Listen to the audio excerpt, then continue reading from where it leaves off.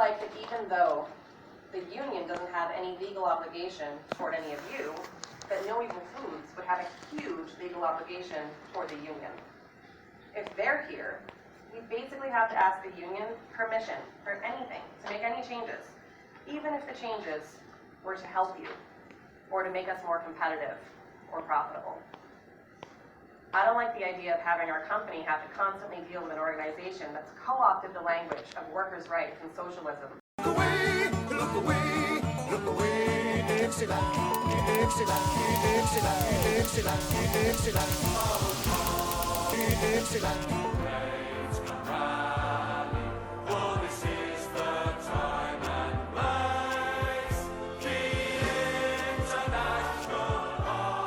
All right, y'all, thank you for tuning in to Dixieland the Proletariat. We're going to talk about Southern working class history and current events through a leftist perspective. Make sure to like us on social media at Dixieland the Proletariat or Dixie Prole. And if you want to give your wages to a bunch of rednecks, then subscribe to our Patreon page at patreon.com/Dixie Prole.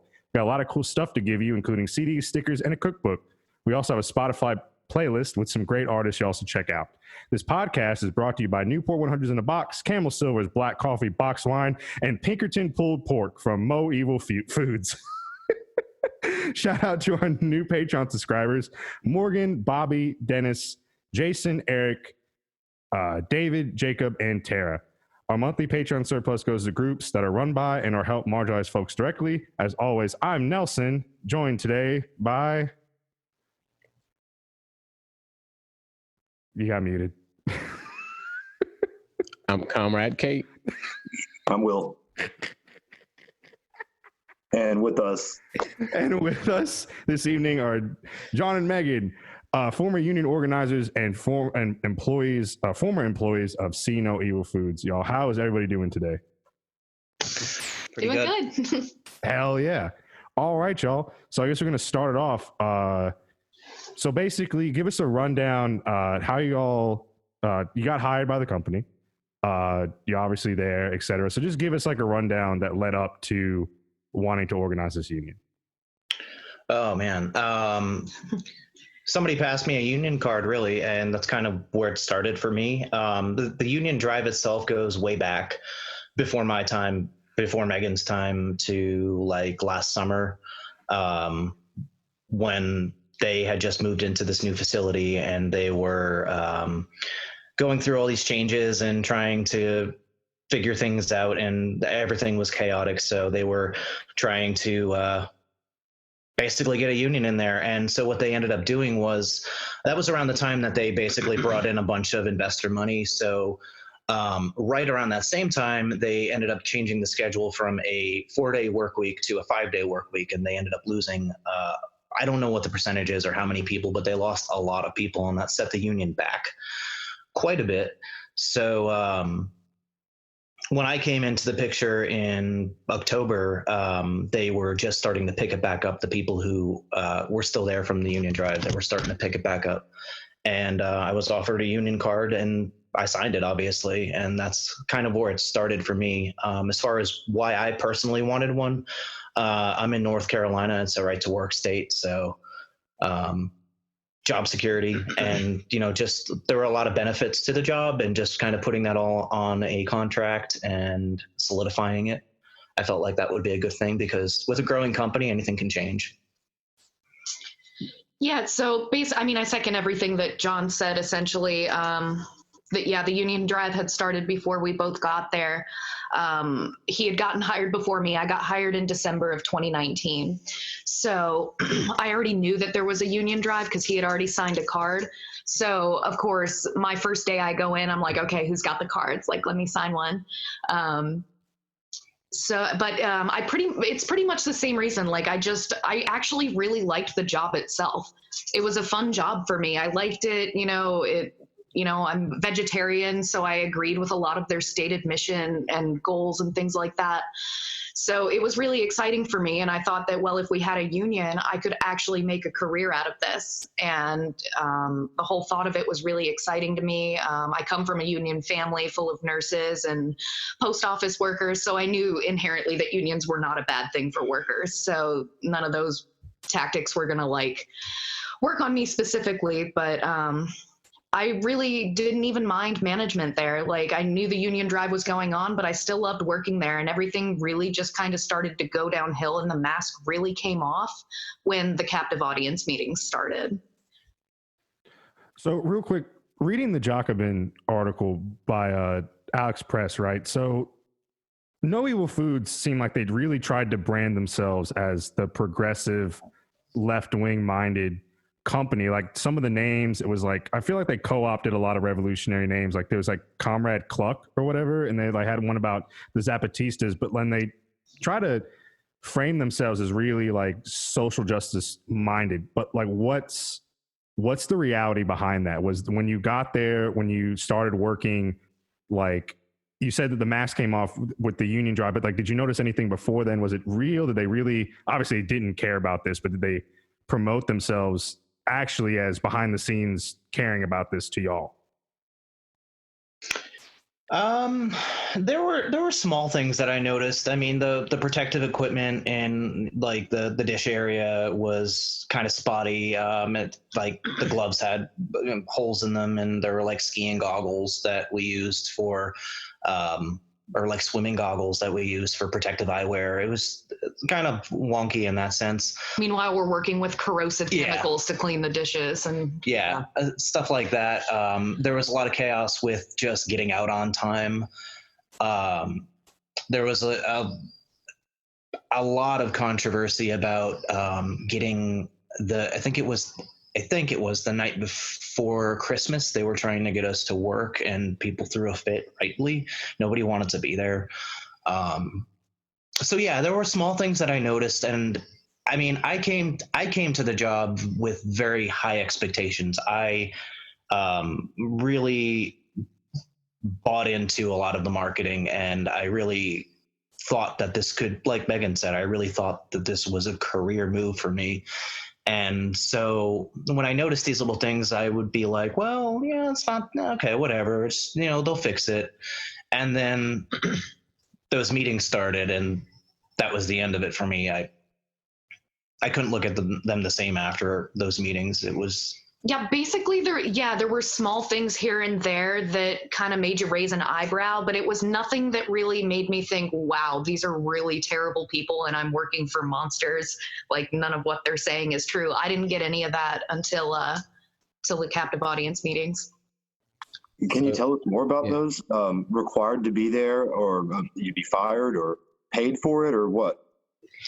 Yeah, we were paid for it, but it was mandatory. I asked at one of the meetings because I did not want to even be there. Is this required? And they said yes. Yeah, we asked repeatedly to not have to go to these meetings. Multiple people did, actually. It wasn't just me and him. But probably it was the way I describe it is like the worst propaganda manipulation that I have experienced firsthand in my entire life. Like, I hold on, I said that wrong. Like it was the worst, most aggressive and hostile propaganda campaign that I have ever experienced firsthand. I guess it's store-wide, right?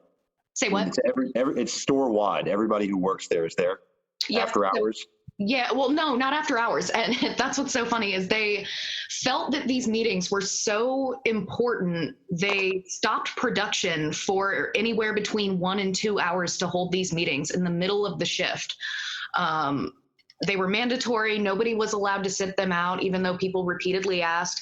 There was an employee who actually had a panic attack at one of these meetings, and they gave this person a bunch of crap for wanting to sit these meetings out. And this person was just going, look, I don't want to be in these meetings. They upset me. Like, I'm not comfortable here. They had 20 plus people in this tiny little room, just with management aggressively telling us how terrible unions are and how, oh God, it was just awful. But they tried to make this person bring a doctor's note to prove that they had a panic attack in order to sit these meetings out. It was just, it just got really, really ridiculous.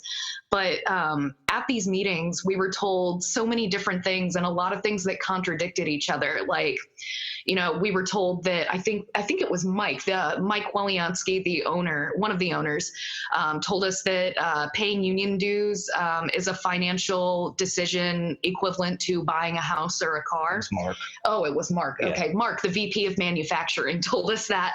And then we had the plant manager telling us that, and I quote, that paying union dues is the equivalent of paying for a shitty gym membership. So just a lot of things like that.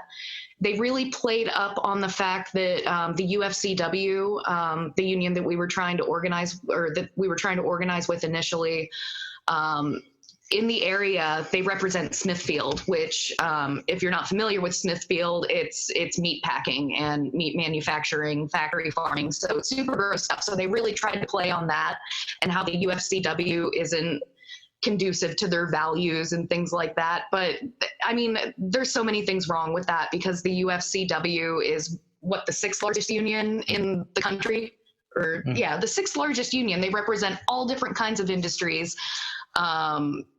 It's just like, and they also don't represent like the meat industry. They represent the workers who are typically working in deplorable conditions.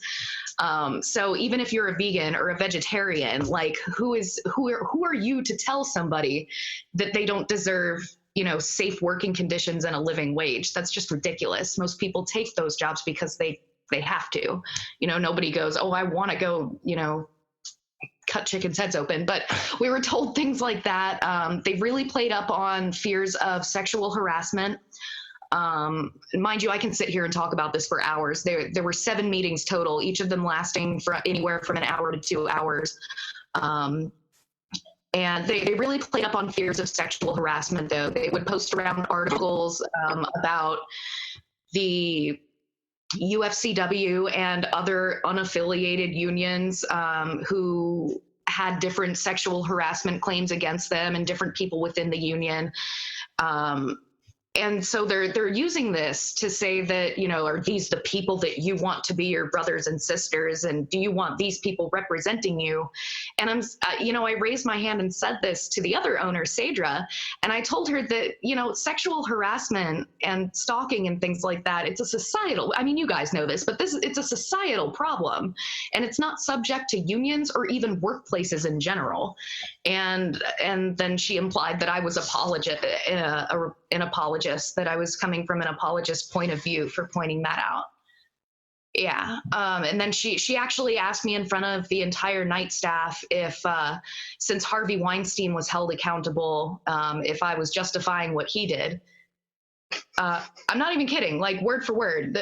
We have all of this recorded. It's absolutely ridiculous. Fucking God. So she's basically gaslighting you in front of the entire. Oh, yeah. The entirety of the meetings were gaslighting everybody who was like, hey, let's vote yes and have a say in this workplace.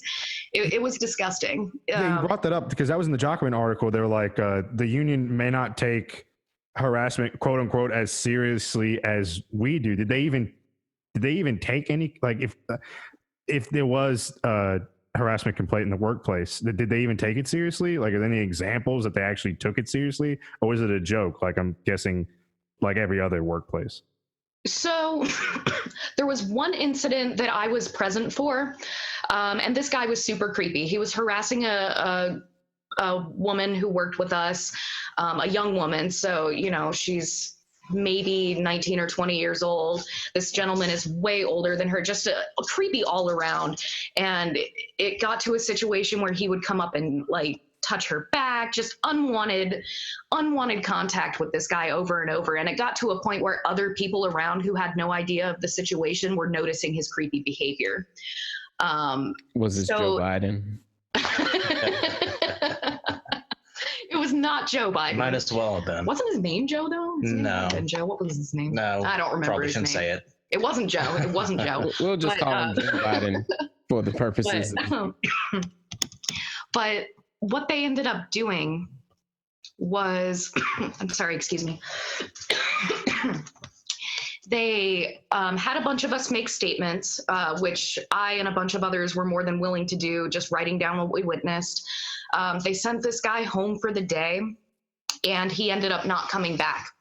So I don't know if he would have been fired I don't know if they would have given him a second chance and just kept them in separate rooms. I don't know how they actually would have responded to a sexual harassment claim. But that was the most I ever saw, is them sending somebody home for the day. Like, there were no concrete examples of them rising, like doing better than a union would do in representing somebody. But the way that they framed it was that the UFCW would make it harder to fire sexual harassers, all while at the same time they're telling us that the union doesn't have to represent us or take upon any cause that, you know, we deem worthy as workers. And it's just lots of contradicting information that didn't make any sense. There was one meeting where what was it? This union, what constitution was it?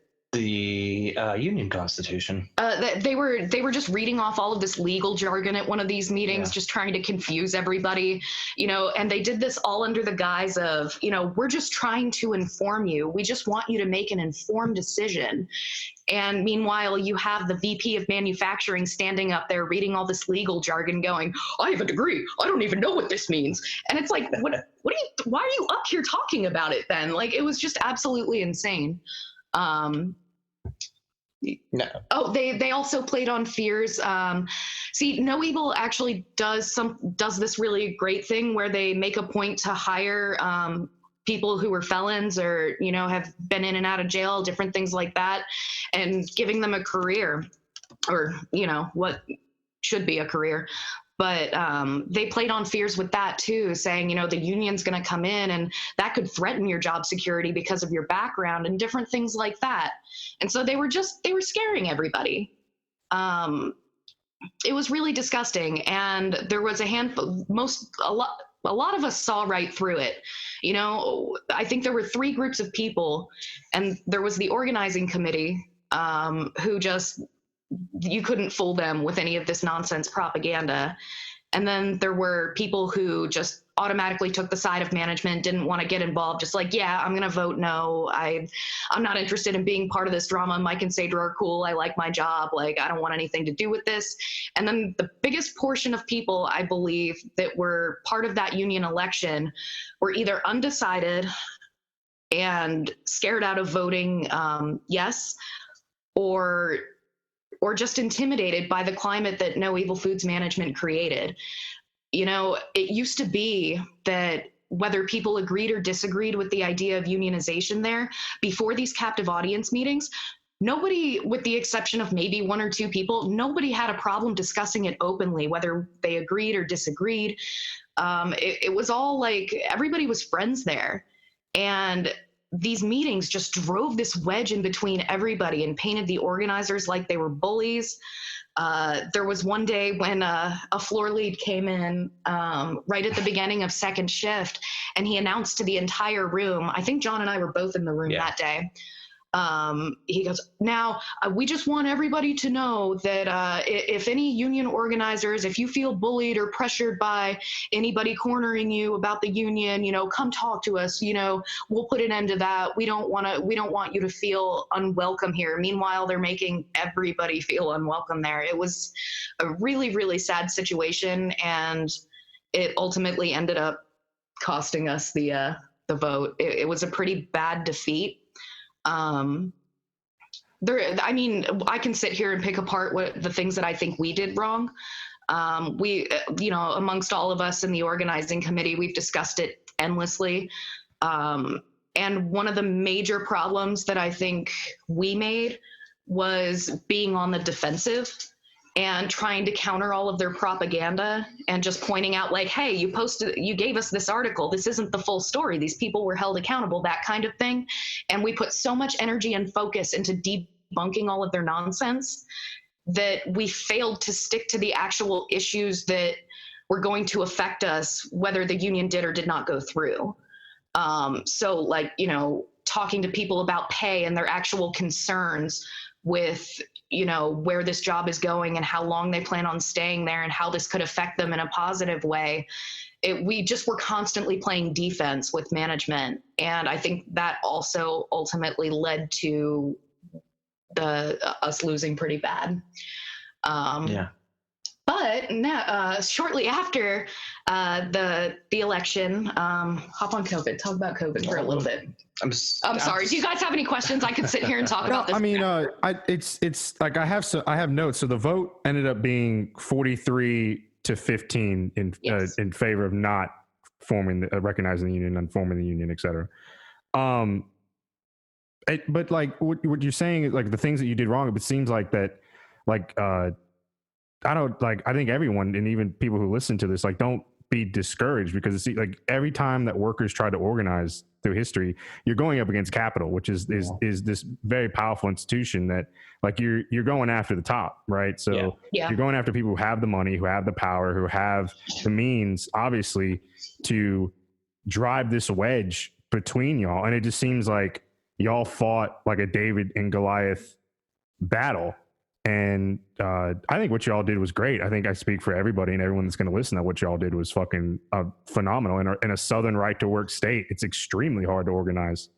I guess going into COVID, basically, I guess the next step is they fired y'all. So for straight up bullshit reasons. John had said that you were, quote unquote, fired for social distancing violations. Yeah. And then Courtney got fired for, quote unquote, dress code violations. Like, it's just bullshit. That's what they do, is they find bullshit reasons to fire you because you don't have protection, because you don't have a union.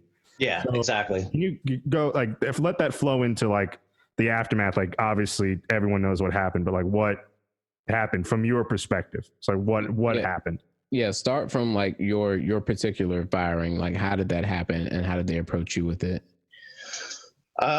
So to talk about my firing, I would have to really dive into COVID, honestly, just because it kind of all wraps up into that. So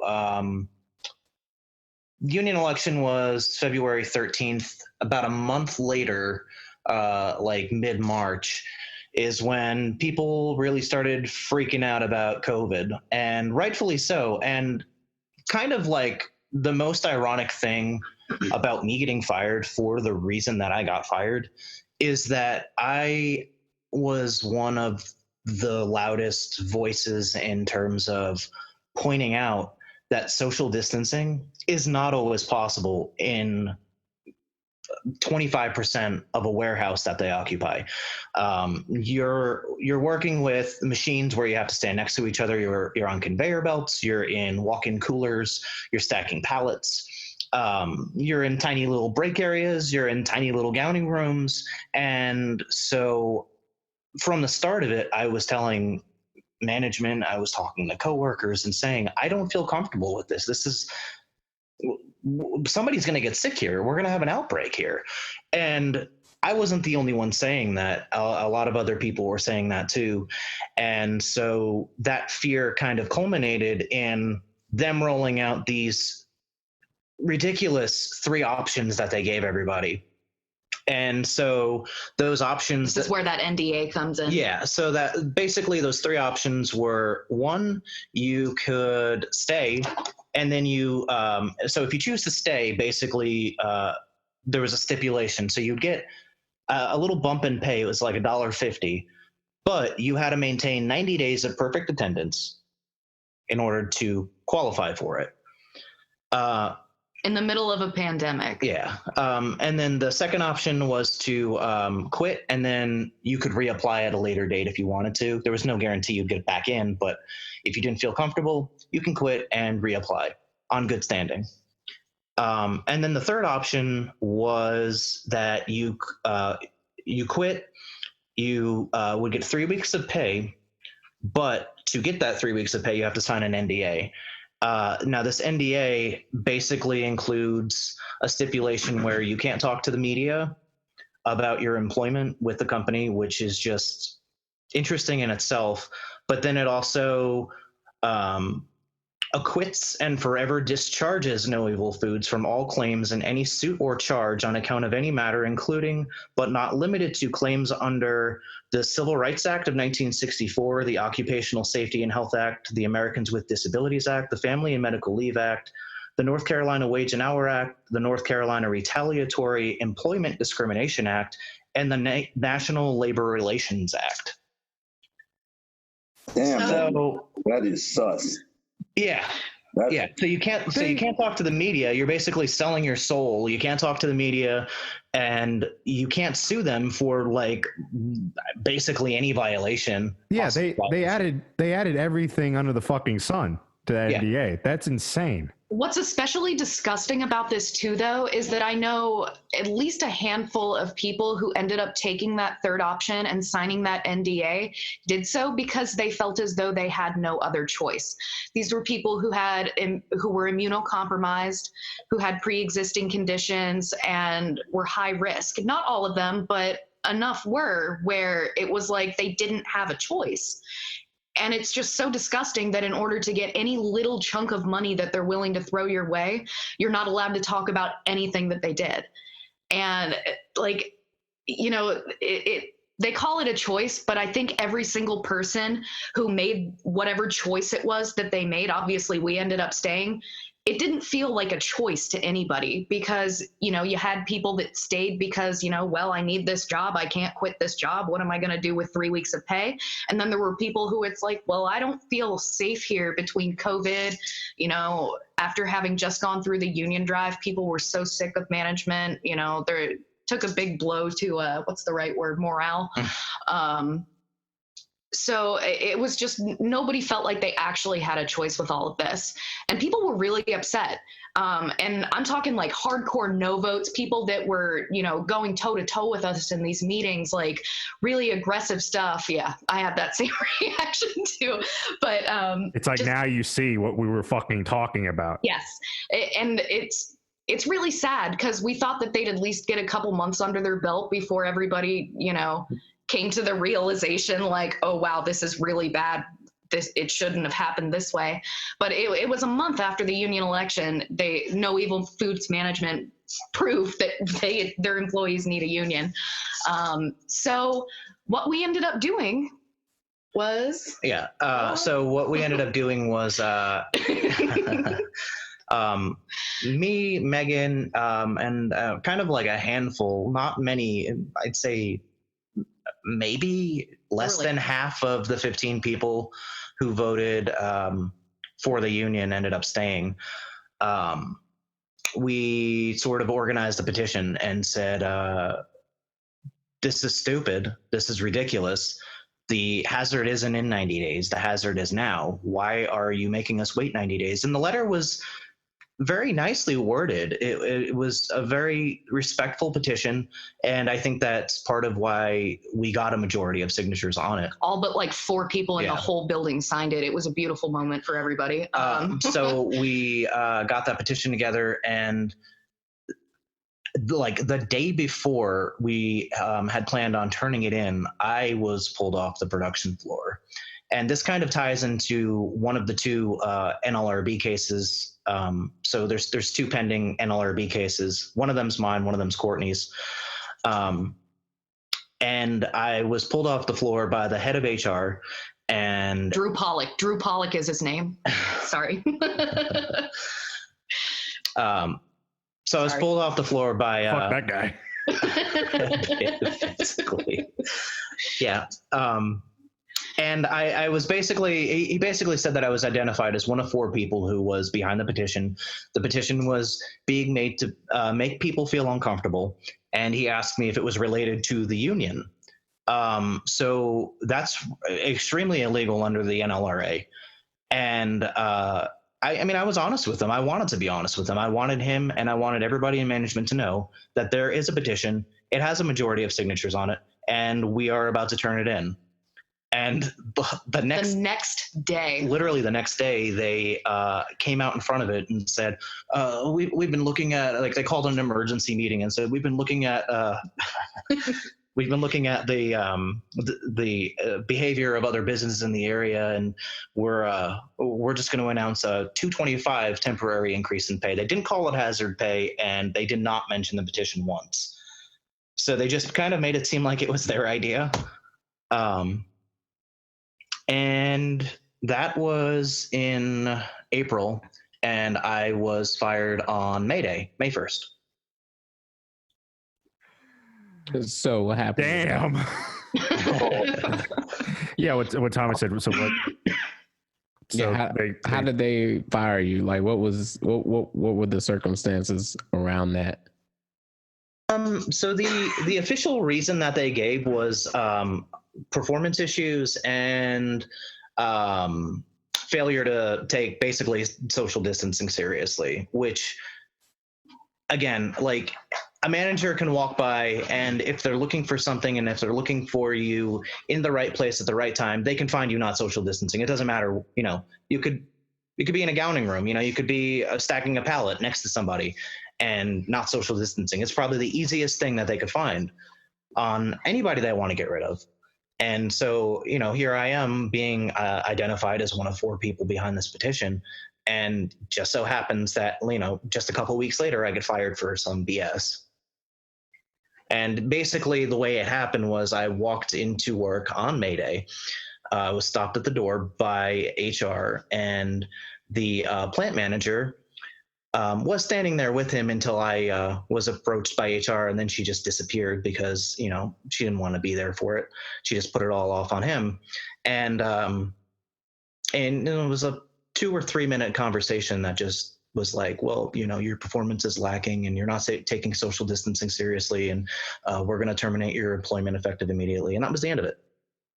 It was just completely unprofessional. I would have expected so much better in just a firing from a company like this, like, at least have the decency to take somebody into an office and treat them like a human being instead of doing it right at the door like that. It just felt really dirty. Or call them because it's a pandemic and they're so worried about social distancing, that too. But this is what I find so gross about corporations that dress themselves in leftist imagery.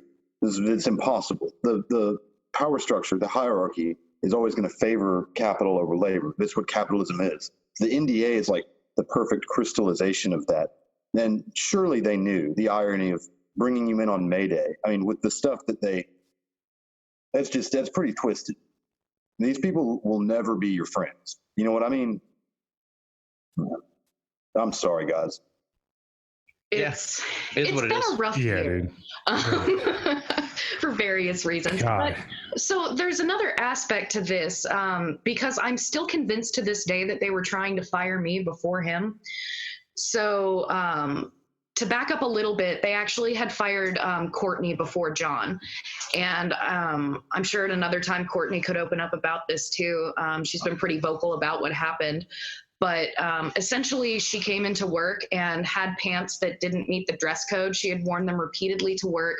I personally have worn pants that were shorter than the ones she was wearing with absolutely no issue for months on end. So it was just nonsense. They came about that high above her ankle, and they said that her pants came up too high. And they suspended her and then subsequently fired her a couple days after that. Didn't give her the opportunity to go home and change any of her clothes, even though she lives 5 minutes from the facility.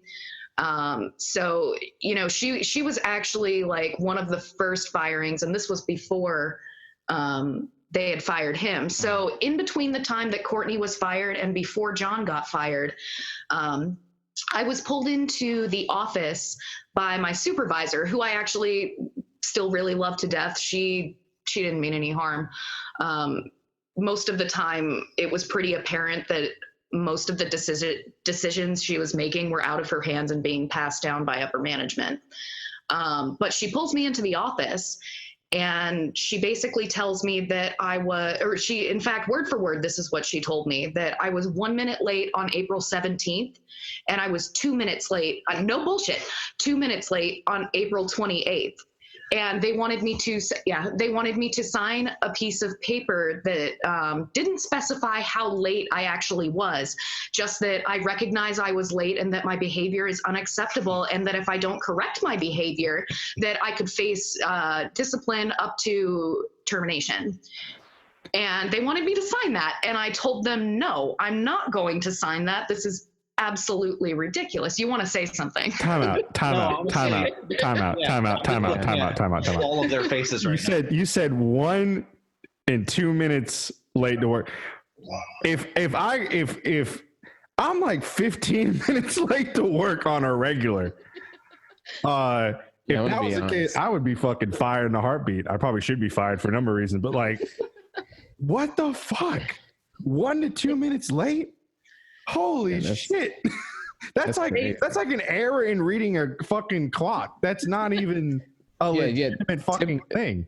Typically, most places, it's at least, you get a 5-minute grace period, and then, it's like, it's whatever. I mean, in my store, you get 20 minutes because I'm in the hood and I'm black. That's and the I'm on thing is that CPT. I'm a super punctual person anyway. I really damn it, truly Dominic. am. I'm not late to work. It was nuts. I'm Will, sorry, I did you wanna didn't say mean to something? cut you off. No, Sorry. I'm forgotten. Were these founders? Were they workers themselves ever, or are these like trust fund? Yeah, I with mean, I know it, that- Both, I think. yeah. Uh, that's- I know.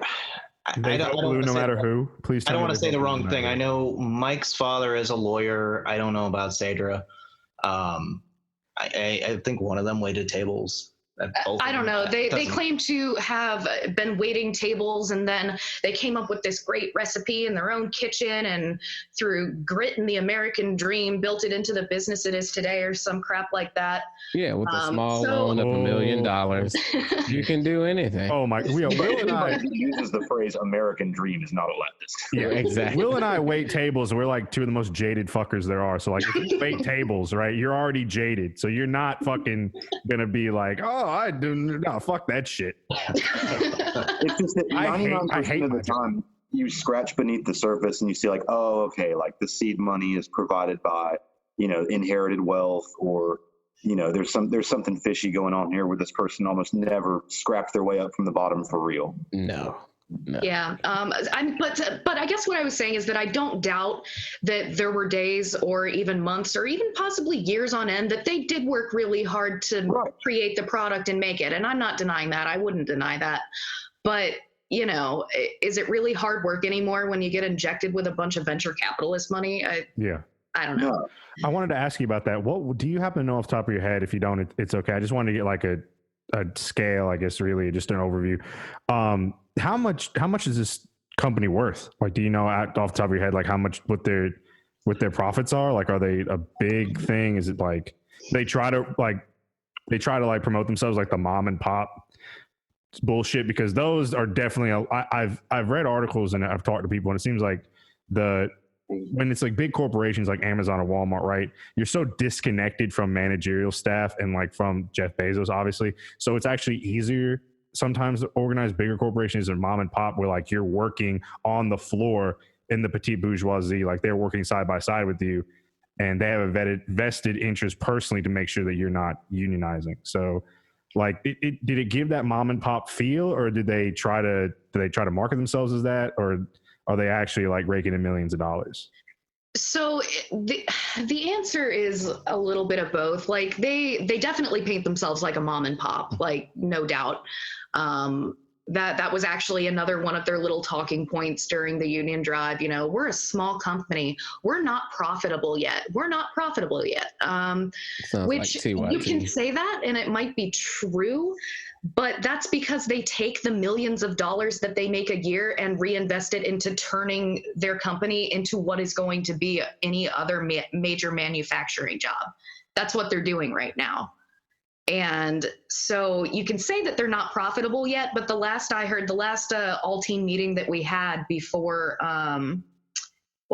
before COVID, and we didn't do the all-team meetings anymore, they had said something about making $3 million in a year. So they're at least bringing in like $3 million a year, if not more. Just they're allowed to say that they're not profitable and they're this cute little mom and pop shop because they keep reinvesting that money into the business. And maybe I'm not explaining, I don't know if I'm explaining this right, but the company's worth millions of dollars. So, yeah. And one of the things that they, during the union drive, especially, they kind of hammered this home was, well, we offer, all of these really great benefits. So why do you need a union if we have PTO and healthcare and, like they'll do like a family meal every week. And the answer to that for me was, that's great. I mean, sure, set the bar really high, but any of that stuff, I mean, in the employee handbook, it says it right there. Any of these policies or any benefit, it can all change without notice. All subject to change without notice. And if you have a contract, you can get it solidified. It seems like that's what a lot of corporations and even mom and pop places do. Well, I just looked it up. According to one website, it said revenue of $6 million. So they're definitely not. If it's $3 million, if it's $6 million, it doesn't fucking matter. They're definitely not mom and pop. That like corporations do that. They say like, I have one friend who's definitely going to be listening to this episode, who told me that, you know, the benefits that the place that he works for are on par with what it would be if they were to unionize, right? And that was like a major thing on top of being in the South, et cetera, that kind of drove away any drive for unionization, is that, you know, our benefits are the same. So like, why would we want the union, et cetera, with all this other hassle? And like, I think that what y'all are telling us, and like what like people really need to drive home the fact is that what you just said is like those can be taken at any point in time. It's like the corporation giveth, the corporation can taketh away. So anytime like an economic downturn, COVID, obviously anything, they could say, oh, we're going to be slashing pay, we're going to slash benefits, we're going to slash healthcare, we're going to slash anything in order for them to remain profitable, because that's their thing. They have to remain profitable. And what they're going to do is they're going to cut labor costs, because obviously they're not going to be diving into their profits. They're not going to cut their salaries. They're not going to cut their profits. They're going to fuck y'all. And I really hope that this episode and other union episodes that we've done really drives home the fact that your boss does not give a fuck about you, no matter how quote unquote progressive they come off. It's bullshit. They do not fucking care about you. You're not a family. You're not my blood. You can get fucked. So, yeah, it's crazy. And I think that like, it just mind boggles me that like people are so still adamantly anti-union, but like what you're saying with these meetings and just the forces of capital and like what management does to really split workers and to really divide and really get into your head that the union is going to be bad. Like we've all seen the leaked videos from like the Target anti-union videos. Walmart does these, and it's mind-boggling to me that people still believe this bullshit. But another thing that I guess the atmosphere, because obviously you'll probably still keep in contact with people who still work there, but one thing the Jacobin article talked about is that there's now this cloud of fear. Like obviously they're afraid to try this again because they see what happened to y'all and what could happen if they try it again. So is there any hope for this drive again? Is there still this cloud of fear that is over this plant? Like what's the future look like? So I would say absolutely that there is still hope for No Evil to unionize the workforce, for all the workers there to join together and decide that enough is enough. They were extremely effective in creating a climate of fear. That's another thing too. So right after Jon and Courtney were fired, they still, even though they were fired, they still helped me put together 2 other petitions. One of them was demanding that the hazard pay be permanent, and the other one was to get clarification on disciplinary procedure and to reassess the latest firings that they had. I think at the time it was like 4 or 5 people that were listed on this petition, like reassess these people's firings. This isn't right. We need clarification on disciplinary action. Now, I got about a quarter of the staff to sign it. Well, between me and Courtney, we got about a quarter of the staff to sign it with no hesitation. I can think of 7 people alone, just off the top of my head. It might have been more, but maybe 7 people who are reading these petitions. I'm presenting it to them like, guys, we need to sign this. Like, you know what's going on here. And having people look me in my face and tell me, well, yeah, obviously I agree with all of this. I don't want to get in trouble. They saw what happened to Jon. They saw what happened to Courtney. They saw what was happening to everybody who was vocal about the issues there. And they didn't want to be a part of it. And I can't blame a lot of those people. They were scared. They probably still are. We are still in contact with some people who are there. A lot of new people have started there since we don't work there anymore. So it's kind of tough because I can't say that I know the majority of the workforce at this point, but I think what will really show the remaining employees there that there's still a chance that, you know, they can stand up to no evil and not have to deal with the nonsense that comes with working there is the result of these NLRB cases. Because, you know, we've taken every single outlet, or, you know, not just me, just John and Courtney and all of us have taken every single outlet imaginable to try to bring this story to light, to hold them accountable by going through the NLRB. So if we could just get a win this year and just prevail and, you know, have some sort of accountability for what these people did, I think that it would really, I don't know. I think that would really, really help us get a real organizing drive going there again. That's my hope. Yeah. I said today, it was like, I miss the days where like the foreman would have a quote unquote accident and wound up falling into like the boiler. And I was like, you know, you miss the day where like, you know, they had an accident. So it'd be great, you know, that manager, you know, has an accident and falls into a meat grinder, you know, shit happens, you know what I mean? Like, thank y'all for coming on. Yeah. I know it's not going to happen. We're not going to push anyone into, no one's going to get pushed into a meat grinder, but I'm just like, there's the story that happened at Sloss Furnace in Birmingham. The workers got really mad at this foreman that was abusive, and he had an accident on the breezeway and fell into one of the big, it was a steel mill. So where they're melting the steel, the ore to make the steel. So he fell into that. I guess the next thing, before we wrap up, what is, was it Mo Evil Foods? Like, can you talk about that real quick? I know we talked about before so like, what is this? Is this trying to bring to light the evils of this company? Yep. Yeah, basically. I mean, moevilfoods.com is just, it was a website it is a website that was created by somebody who just really decided to, they heard about what was going on and they just basically created it. Kind of cool. And if you go to the website, it's got a petition on it. And the goal number is 2,000 signatures. Basically telling No Evil Foods to do the right thing and unionize.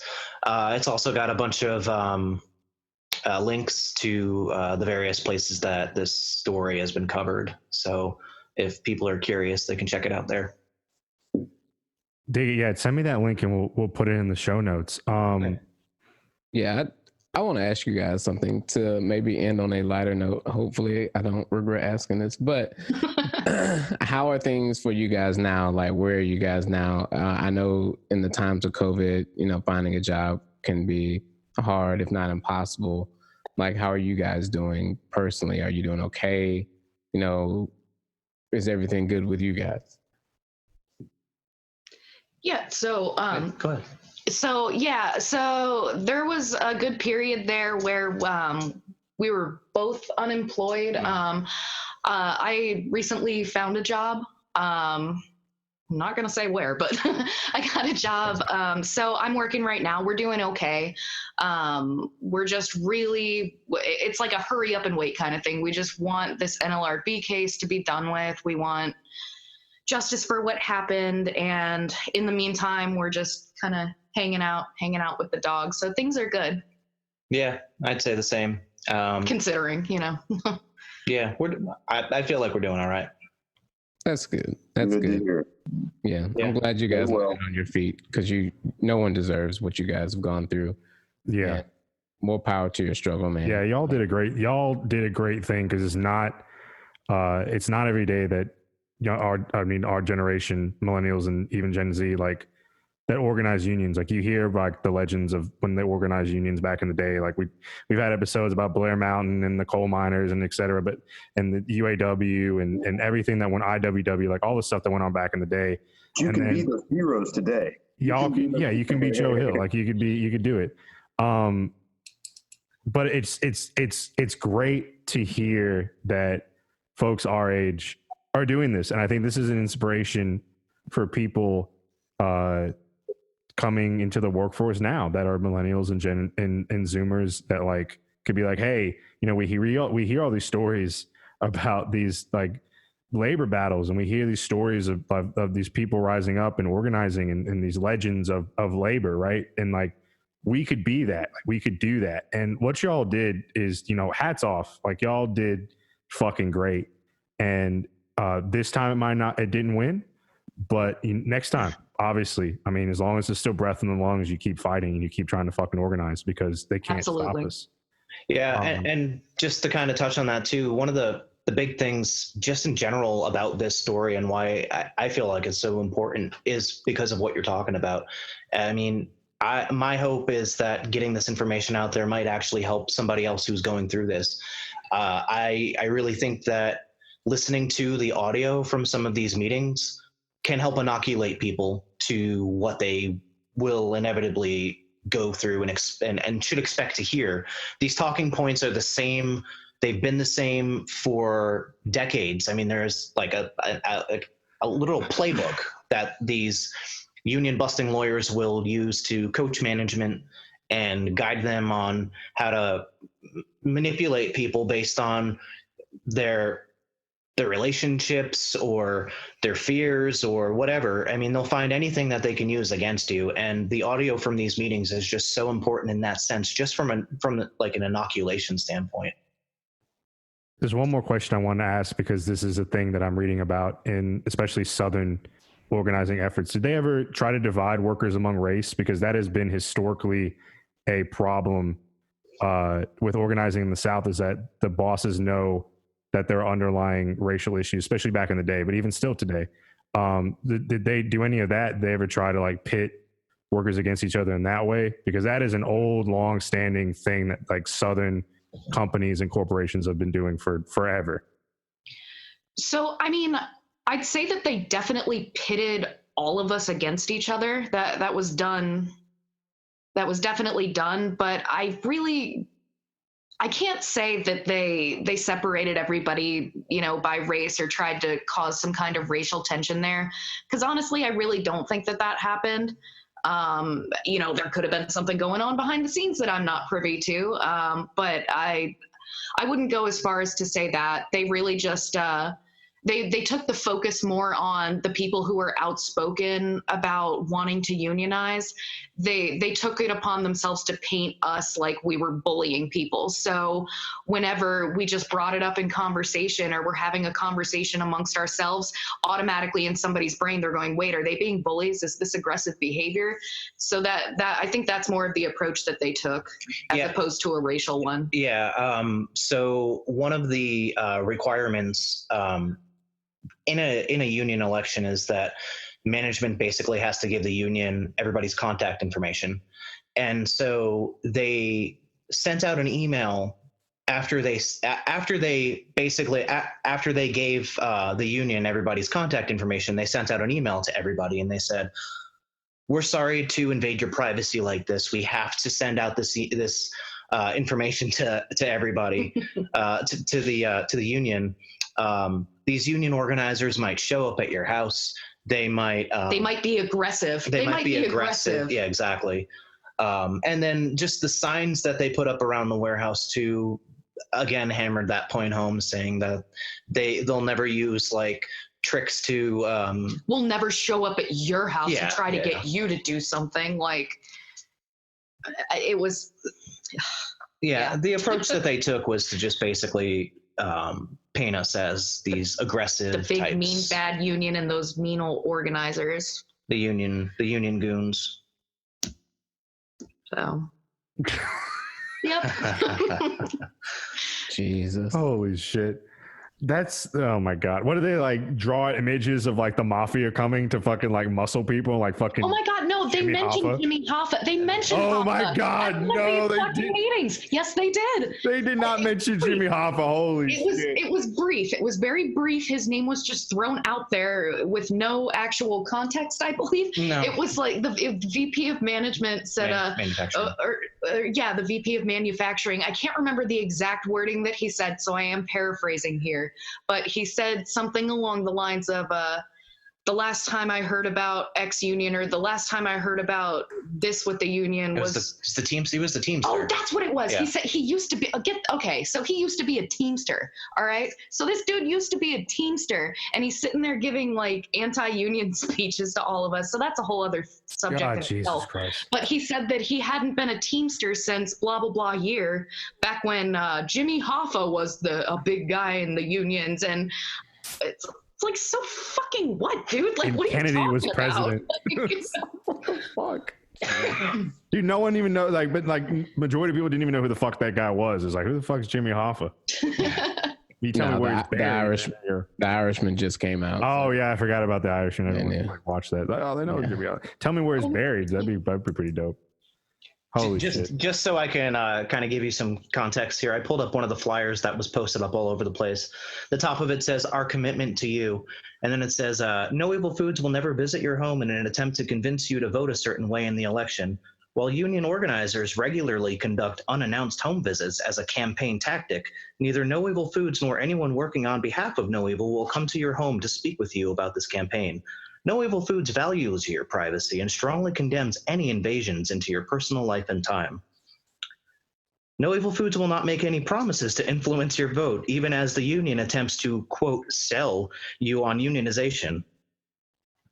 No Evil Foods will provide you with the facts," that's capitalized, "about unionization and about the UFCW so that you can make an informed choice. We will not resort to sales tactics." I'm not going to read this like whole having meetings. Yeah, like having meetings to tell you why the union's bad. Meetings we beg not to be a part of. Oh yeah. my god. We would never do that. I'm surprised they did it on company time. That's fucking wild. Usually they make you stay afterwards. Yeah, it was worth losing profits to sit there and convince us not to join a Holy union. shit. Oh my. See, that right there should let you know we got to do this. Like, Yeah. you know, like that. Like, okay, yeah, we got it. The moral of the story is continue to eat meat. No, it's not. Don't say that. Moral of the story is Yeah, it's speaking of what's for meat, dinner. speaking The of meat, moral of the story is that if your veganism isn't intersectional with the labor movement and any other marginalized group, then you're not really a fucking vegan. That's the moral of the story here. Yeah, you can go on their Instagram and you'll see they'll talk about LGBTQ. They'll talk about they even put up a post about May Day a couple years ago. I mean, Oh people my really God. fought back. But they won't talk about unionization. Like that's the one thing that's sort of like one of those. We'll talk about anything socially Issues. progressive. Except Yeah, it's this rainbow capitalism. It's like we do have a message from our sponsor, Mo Evil Food Pulled Pork. They want us to let you guys know that meat is good. They just wanted us to chime in with that. So we have to this keep our this sponsors podcast happy. is brought to you by the Pinkerton Group. Oh my god. Holy shit. That's fucking wild, y'all. All right, y'all. So thank you for coming on. Yes, and please stay on Yes. after, because I do have a question for you afterwards. Okay. Real quick, y'all. Any plugs you want to give, like where we can find you on social media, where you can find the information? Obviously, John, send me links and I'll put them in the description so people can find them. But do you have any closing remarks before I do the outro? So moevilfoods.com is the big one. The social media accounts that I would recommend following is I think you had mentioned this one before the show. It's Bertie Gregson is on Twitter. There's also Mo Evil Foods on Twitter. And then on Instagram, there's So Evil Foods and Mo Evil Foods 2. And so the story with that and why it's not just Mo Evil Foods is because Mo Evil Foods, just without any numbers in it, was pulled because basically No Evil was reporting every single picture for copyright. Oh, shit. Apparently their faces are copyrighted, so we had to start drawing them. Well, no, we weren't drawing anybody. Yeah, y'all weren't drawing anybody, obviously. But All right, y'all. Well, I'm gonna please stick around after this because obviously, I mean, chit chat. Tommy's got a question. I guess we don't want to talk about it here. I mean, obviously, there's a lot of things going on, so etc. But all right, y'all. We really appreciate it. And at Dixieland, the proletariat, we believe the South will rise again, but this time for the right reasons, those being worker-owned means of production, decolonization, and self-determination for all oppressed peoples. Make sure to follow us and subscribe to us on social media at Dixie Prole. We are coming to you from the birthplace of the civil rights movement, Montgomery, Alabama, and the Bluff City, Memphis, Tennessee. We would also like to recognize that we're recording on occupied land that rightfully belongs to the Muskogee and Chickasaw nations. Thank you, guys, for coming on. This has been great. We'll post this up as soon as possible, y'all. And if Tyler was here, he would say, good Lord willing, the creek don't rise. We'll see you all next time. What about if you come to the union with complaints that you're being harassed or discriminated against by coworkers? What can the union do about that? This is an area that even labor advocates realize that there's a real problem. What tends to happen is that an employee is harassed by their coworker, the employee complains to management, management investigates the allegations. If management concludes that the harassment occurred, then the company will terminate their harasser. The issue comes then when the terminated employee asks the union to file a grievance, and the union agrees, and then the union, the one that also represents the victim, and the one that gets the victim's dues every month, starts arguing with the company and saying that the punishment was too harsh and that the harasser should be reinstated. The union's just doing what the union has a right to do. That's what it's supposed to do. But it's pretty uncomfortable for a lot of victims in the membership. And given the UFCW's already bad history of sexual harassment at high levels, as well as how the national UFCW ignored the complaints of women for years, I would be very concerned that the union would take your harassment complaints as seriously as we would. If you decide on February 13th that you'd rather rely on Local 1208 from Tar Heel rather than working with me and Sadra directly, then don't be surprised if the union becomes just another supplier with whom investors want the company to negotiate. With that said, let me be clear. If you choose a union, No Evil Foods will send a team to bargain in good faith. But as I said earlier, don't be surprised if I'm not on that team. And don't be surprised if that team looks at labor as just another commodity where negotiations are about getting the best deal. Why? Well, as I said, by choosing UFCW Local 1208, you send a message to our investors. You don't want Sadra and me to look out for you. If that's the case, fine. Just remember at that point, from the investor perspective, it's not personal, it's business.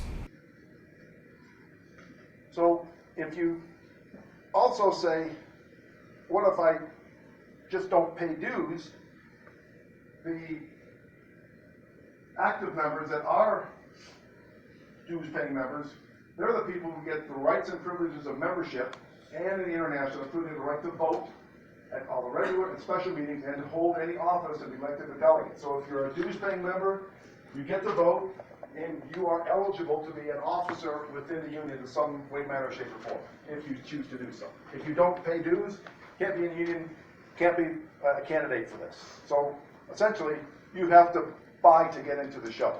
So you're paying your dues to be able to be part of it. What if I owe dues? This is where it gets interesting. Provisions of the Constitution relating to a member's financial obligations shall not be construed as incorporating into any union security contract those requirements for good standing membership which may be in violation of applicable law, nor shall it be construed as requiring any employer to violate any applicable law.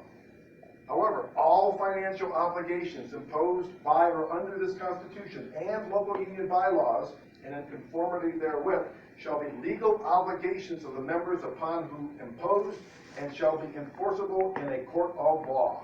So if you sign up for it, decide, nah, I'm not going to pay dues, don't have enough money, I need to feed my family, I need to do whatever it is you decide to do with your money, I don't decide to do that, that's when they pull the pin on the grenade. It's gonna, there's repercussions. You just can't say, I'm not gonna pay dues. So why am I making all these points about the importance of investment dollars? Well, because it's a very real risk that having a union at No Evil Foods will greatly impact our ability to continue raising capital, which risks the survival of our business. To be frank, I had one of our current investors say this week, I've seen hundreds of companies come across my desk, and I have never seen an investment in a unionized startup, especially not at this stage. If I was looking at this business for the first time, I would run the other way. Now, we don't know what's going to happen, but we're not the only option investors like this have, and we do need capital to grow. It's not optional. Please understand that I have no control over what investors will do. Again, whether you agree with this or not, the bottom line, all we want to make sure happens is the Constitution gives you, as a potential union member, duties and obligations, things there's a lot of shalls in there. But the UFCW side of it, because they wrote the rules, they're very, very well insulated from a lot of bad things that could happen to them. And whether you believe it or not, read it. If you understand the way it's written, it's kind of not exactly fair and balanced.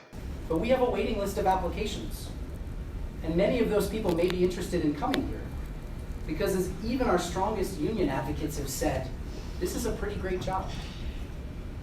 And those are all considerations for business negotiations of collective bargaining. So with the give and take of bargaining, no one knows for sure what you would end up with. But you, not the union, will be the one taking the risk. They will still be in Tar Heel, collecting $500 a year in dues from the 3,455 members they already have, regardless of what happens in Asheville. This is what we've told you throughout this campaign, and I hope you really believe it. In bargaining, you might end up with more than what you already have. You might end up with the same as what you have now, but you might be paying union dues, or you might end up with less than what you currently have. You take a huge risk. You give up your voice, you let the UFCW speak for you, and you might not even get to vote on the final contract. You would have no say whatsoever.